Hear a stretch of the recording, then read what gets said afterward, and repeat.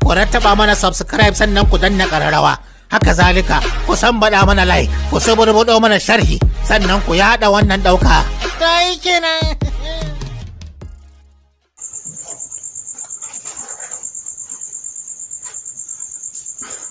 Assalamu alaikum warahmatullahi wabarakatuh. Ya yi kiwa da musulmi na. Ya yan uwa barka da yammaci, kuma ce barka da dare. Yau ma mun dawo da wata shawara da gudunmawa da muka saba yi da kullum akan matsalolin da suka shafi zamantakewar mu na da kullum maza, kan mu'amala ta gida da kullum ta auratayya. To akwai matsala da suka dan yawaita akan maza, matsala rashin kankancewar gaba. Akwai wanda ya sa istimna'i ne yake haifar masa da haka har yake kankance.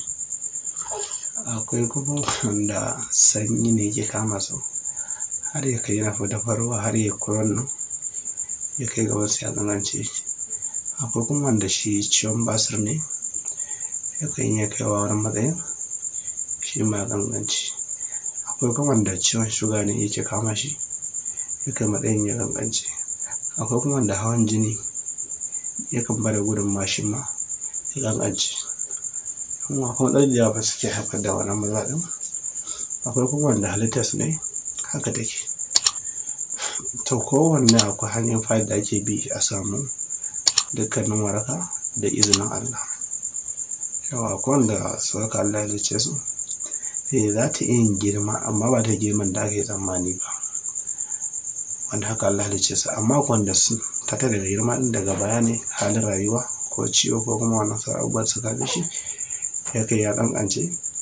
To shi wannan abu ne mai sauki, insha Allah za a iya samun maganin sa ta girma ta kai inda ake so ko ta nemi ta wuce. Ta abubuwan nan da su da confusion. Kuma akwai yawan abin da muke amfani da shi, amfani da ruwan sanyi yakan illata ɗa namiji ta kowanne siga fiye da inda ake tunani. To muna ba da shawara ga maza mu rage mu'amala da ruwan sanyi da wasu abubuwa makamantan haka, da kuma yan shan kayan drink ɗin nan kala daban-daban wanda suke haifar da cututtuka daban-daban. Wanda ka je ku kulla alaƙa da mai kayan gwari, yau ka sha kankana, gobe ka sha abarba, jibi ka sha ayaba, gata ka sha gwanda. Zai fi ƙara maka lafiya fiye da shan su coke, fanta, fearless da sauransu. Kuma akwai wasu ƙari da mutane suka kafa kai akan cewa mutum tana ƙara jini. A binciken da muka yi mutum ba ta cika abin da yake ƙara jini a jikin ɗan adam. Kuma inda wanda masani na ciki zai iya kawo dalilansa, sannan kuma ne kawo sana dalilan shi masana su tantance mana su yi ƙara mana haske. Da fatan kowa zai fahimce ni. To insha Allah wanda ka tabbata Allah jarabe ka cikin mutanen da kake da karankancewar gaba, to ga abin da ka nema zuwa uku. Akwai man sunsun ko kuma mai ce man riɗi. Na biyu kuma akwai man kanamfari. Sannan na uku akwai man hulba. To ga abubuwan da ka nema da su za ka amfani, kuma in Allah ya so ka samu lafiya fiye da inda ake yi. Akwai matsala da muke samu ga 'yan uwanmu suke hada bibiyan mu su sha da fa'ida. Ana samun kuskure da zuwa biyu. Da zaman ce muku wani abubuwan ka nemi masu kyau. Akwai na gaya muku na Misra, akwai mai kyau, akwai na Morocco, suna da kyau. Kayan mu Najeriya duk abin da ka san 'yan uwan mu kana sun shiga cikin harkar sai fa a hankali. Maganar gaskiya, ku yi haƙuri, kuna bukan kasuwancin mu ne. To in ka same shi, ka samu mardiɗi asalin mai kyan 50 ml ko kuma misali 100 ml. Ka sami man kanamfari shi ma 100 ml, mardiɗi 50 ml. Ka tabbata ya kai haka. Sai ka samu babban mazubi mai kyau, sai ka juya mardiɗin, sai ka juya man kanamfarin, sai ka samu man hulba ɗin. In ka zuba ka gauraya sai yi dalutu. Yawa inda za ka yi ka haɗa maganinka in Allah da ka samu lafiya.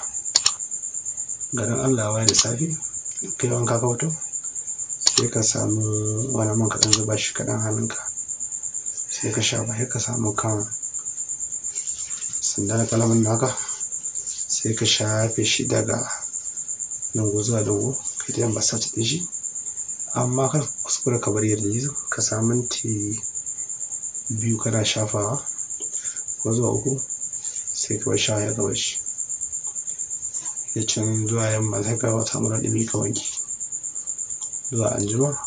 Haka da dare ma insha Allah za ku ma mana da aure da matarka in ka yi bayan ka gama za ka yi shafa shi kamar inda aka faɗa maka kai wasu jin ga minti 2 nan ma ka kwanta zuwa washe gari ka fi wani tsawon wata ɗaya.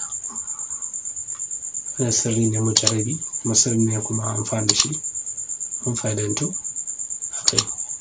Fatan ka jin daɗi ba ka fahimci mu to shi ne inda za ka yi in baka fahimci ba za ka yi tambaya kuma section sannan mata ta da yan uwa in shi ne abu ya ka manta da like sannan da yin share sannan da yin subscribe ga al'umma annabi sannan ka tuna notification domin samun da zarar mun sace ta fa'ida za ta ƙara da sarka da izinin Allah. Ina ga nawa da ta zabe da dare ya fara yi kuma da ƙarancin lokaci sannan mata ta da al'umma annabi ran shaɗin dukkanin wani feji da social media domin ku ƙara mana ƙarfin gwiwa kuma domin mu ci gaba da gudunmawa ga jikunan mu.